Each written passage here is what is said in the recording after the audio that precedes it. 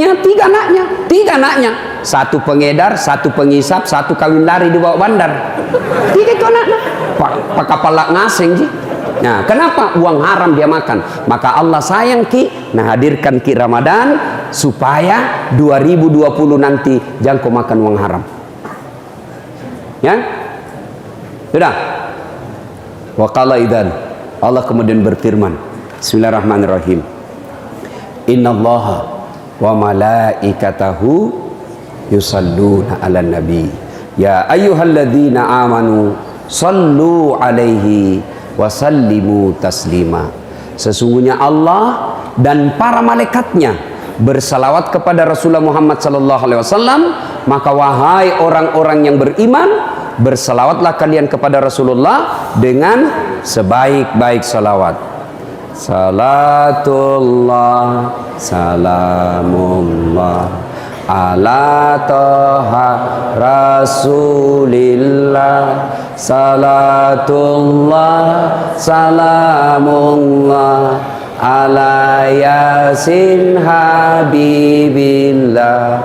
Tawassalna bismillah wa bil hadi rasulillah wa kulli mujahidinillah bi ahlil badri ya Allah. Kenapa ini kalau kita selawat nah malas-malas, tidak semangat ki? Selawat itu salah satu bukti kecintaan kita kepada Rasul. Bapak jangan ki cemas soal cintanya Nabi kepada kita orang Islam, tidak diragukan. Yang diragukan cintanya kita kepada Nabi. Contoh ya, waktunya sakaratil maut Nabi, Allah perintah malaikat Jibril 4. Jibril, panggil kau 3 malaikat, Mikail, Israil, Israfil, Jibril. Jibril, Israil, Mikail, Israil. 4 malaikat turun. Nabi bilang, Tuhan, turun kau cabut nyawa Muhammad, tapi catatan jangan kau cabut kalau dia tidak mau pi. Turun, datang malaikat. Kata malaikat pencabut nyawa, ya Muhammad, saya diperintah Allah cabut nyawamu hari ini kalau kau mau. Menurutmu bagaimana? Masya Allah, kalau wakil bupati ditanya begini, saya ku tahu jawabannya. Pak Wakil Bupati, saya diperintah cabut nyawamu hari ini, bagaimana menurutmu? Jangan dulu, mau 2 periode bos. Ku tahu jawabannya, biar tidak boleh Pak, biar tidak bilang, ku tahu ji. Ayo. Tapi apa Nabi katakan? Ya Rasulullah, apa? Kayak dicabut nyawamu, menurutmu bagaimana? Apa jawaban Muhammad sallallahu alaihi wasallam? Jibril, seluruh seniorku selesai melaksanakan tugas, mereka menghadap kepada Allah.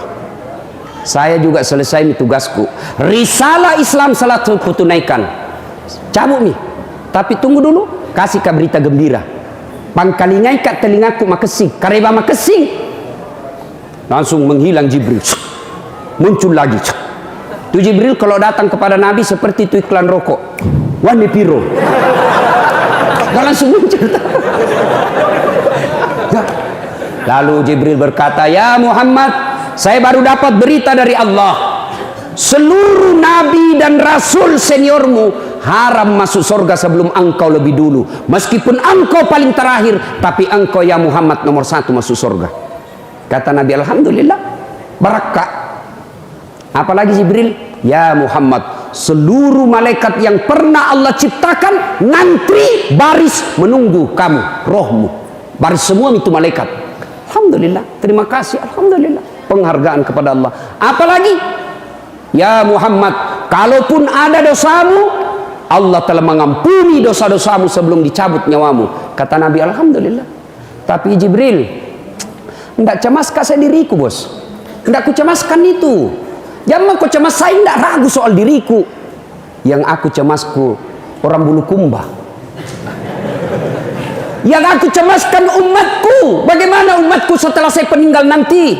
Ya kau mati nak matu kasih maga to bulu kumbae, maga to apa ini? tanete magamoy megamoy rambutan na. Itu ditanya. Bukan Nabi bilang bagaimana anakku, bagaimana cucuku, bagaimana istriku. Tidak. Apa yang ditanyakan Nabi? Umatku kasihan. Bagaimana? Nabi bilang Jibril tunggu pale. Ya Muhammad, saya dapat berita gembira dari Allah. Meskipun engkau sudah tidak di Tanete, meskipun engkau sudah tidak di Bulukumba, meskipun engkau sudah tidak di Makassar, meskipun engkau sudah tidak di tengah-tengah umatmu, selama umatmu berpegang kepada Quran, Sunnah, tidak usah cemas, mereka akan selamat dunia sampai akhirat. Bayangkan Pak, idi nacamaskan Nabi tak. Adakah pemimpin seperti ini di Indonesia? Ada. Kalau kita anak muda, kalau Dilan apa Nabi bilang? Jangan rindu berat, cukup saya. Ini patolo-tolo sama anak-anak. Motongi cowok nah seperti Dilan. Mat telepon kasih naik nafsunya ceweknya. Ditelepon sama cowoknya, Assalamualaikum, Waalaikumsalam. Bagaimana cowok bunda nafsu? Di mana dek? Di rumah aja kak. Dongo. Coba jangan kau begitu kalau nak telepon ke cowokmu, tegas kau. Assalamualaikum, Waalaikumsalam. Apa katanya tanya?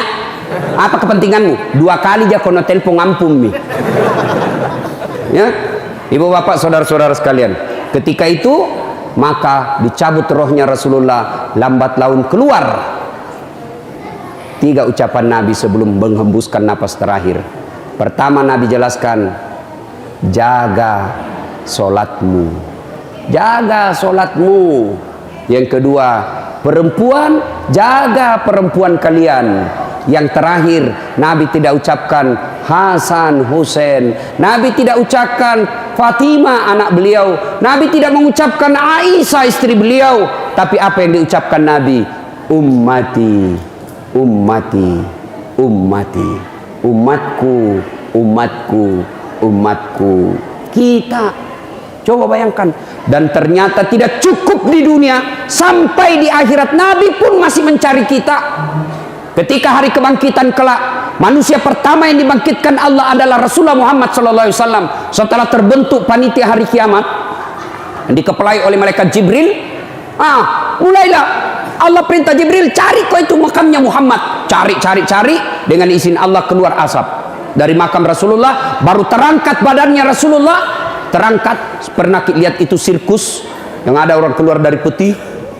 Nabi seperti itu, terangkat jasadnya utuh seperti waktu beliau hidup, tidak hancur badannya, karena diharamkan tanah untuk merusak badannya Rasulullah.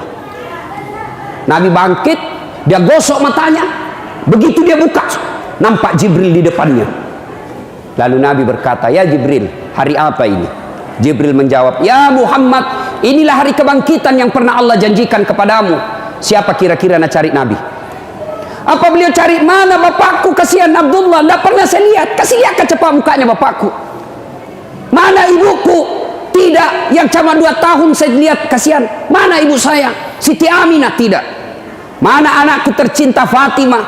Mana anak saya Ibrahim yang masih kecil, masih bayi dia meninggal? Mana semua itu keluarku? Tidak. Demi Allah, tidak satupun keluarga Nabi yang dicarinya. Tapi begitu Nabi dia cari, langsung Nabi berkata, aina ummati, mana umatku?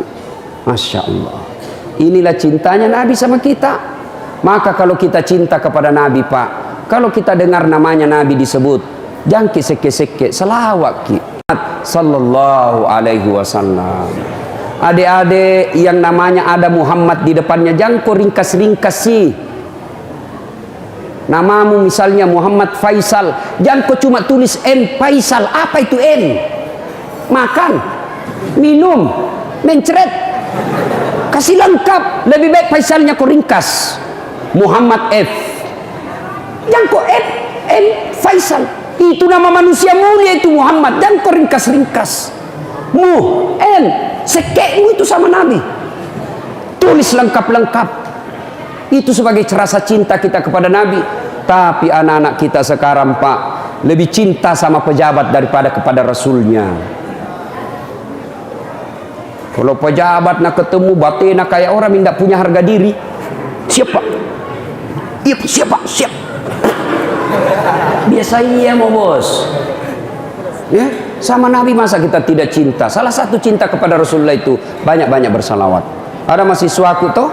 Ada mahasiswaku ujian skripsi. Saya bilang, dek, supaya berkah ini ilmu saya kasih kau, salawat kau kepada Nabi. Apa Nabi bilang? Salawat kepada Muhammad.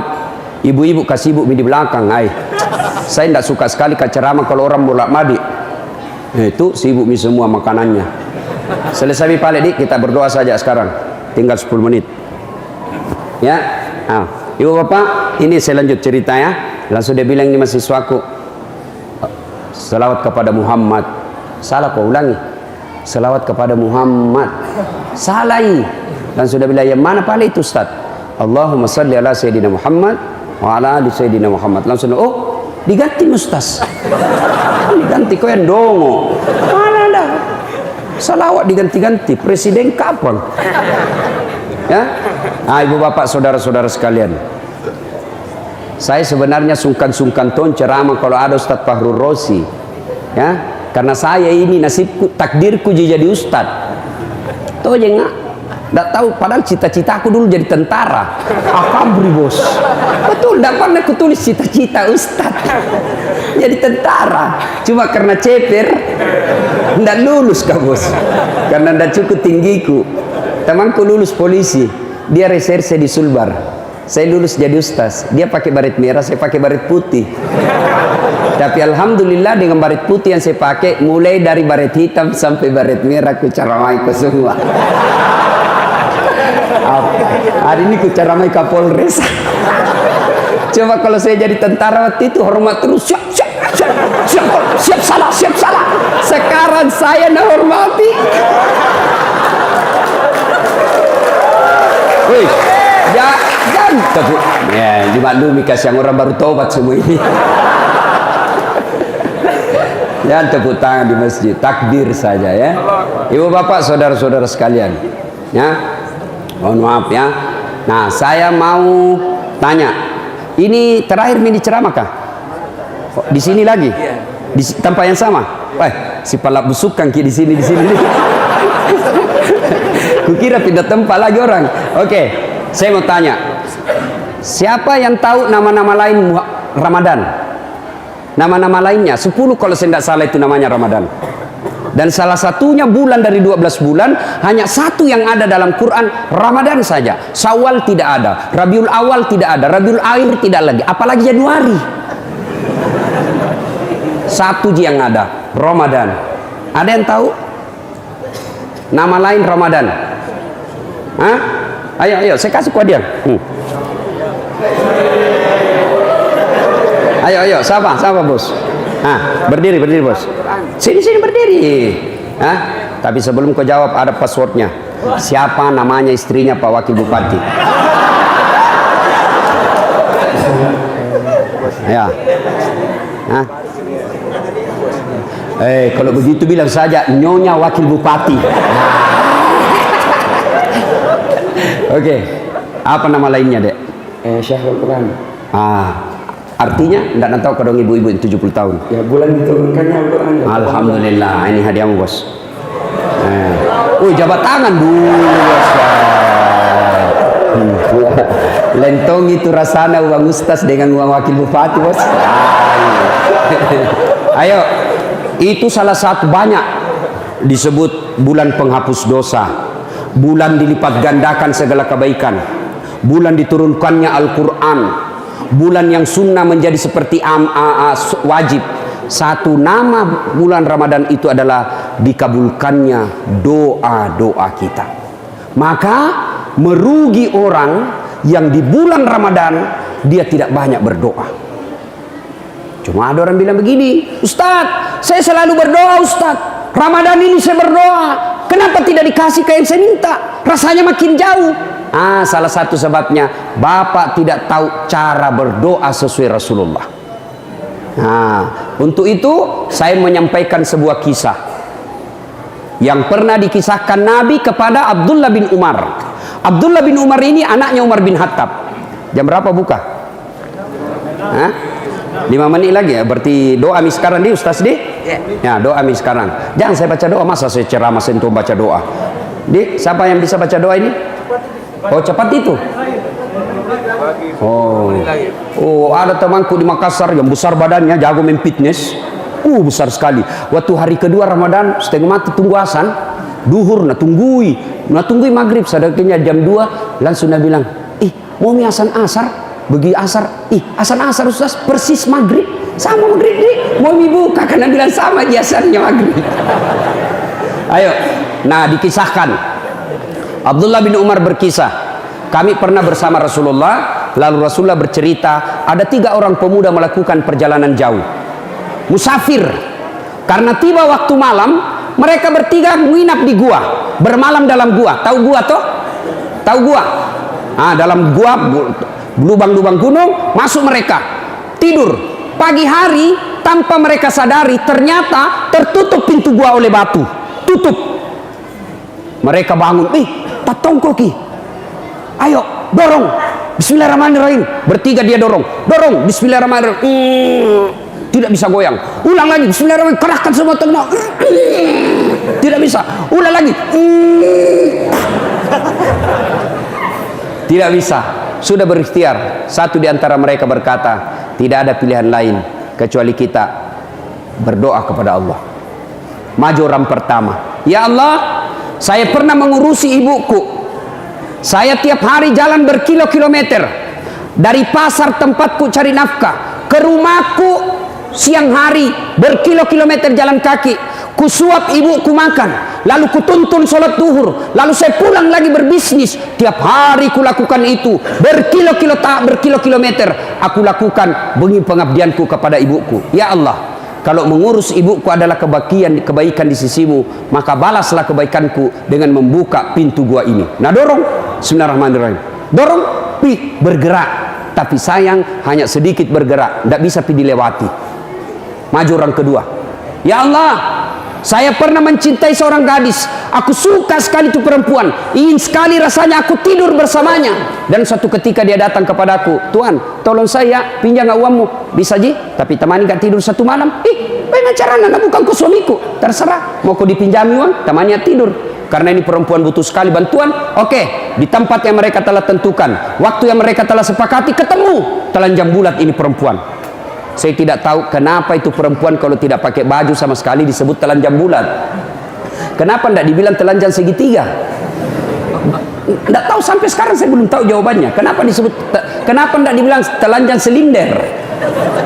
Itu, telanjang bulat. Ini perempuan sudah pasrah. Laki-laki sudah melompat. Tiba-tiba dia lihat rambu lalu lintas, huruf P, silang warna merah, larang parkir. Istighfar, astagfirullah, ini bukan hak buat saya, tidak halal, zina, dia tinggalkan. Nabi bilang, perempuan, bagaimana? Tetap kau saya bantu, tidak kau saya pinjam. Bagaimana syaratnya? Tidak ada syarat, saya bantu kau lillahi ta'ala. Pergi.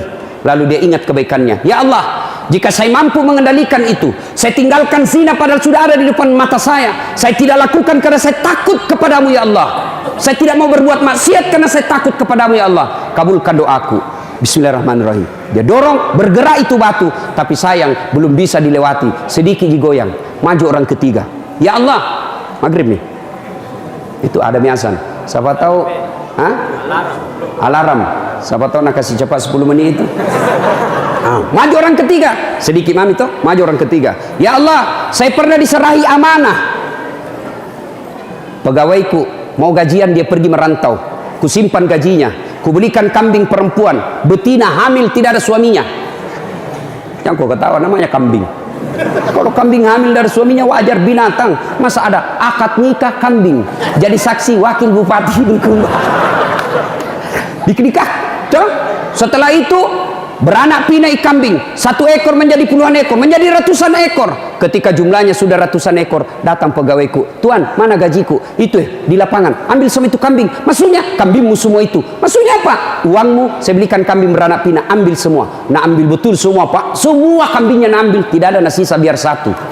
Ini juga kurang ajar. Terima kasih saya kok simpangnya orang 1. Lalu dia ingat kebaikannya, ya Allah, jika memelihara amanah adalah kebaikan di sisimu dan engkau pantas membalasnya, balaslah kebaikanku dengan mengabulkan doaku, buka pintu ini. Bismillahirrahmanirrahim, dorong sama-sama, dorong, terbuka. Syukurnya lagi, mereka sudah bisa keluar, mereka harus sujud syukur, lalu mereka lanjutkan perjalanan. Nah, apa hikmah dari kisah ini? Insya Allah nanti ceramah tarawih kita akan lanjutkan.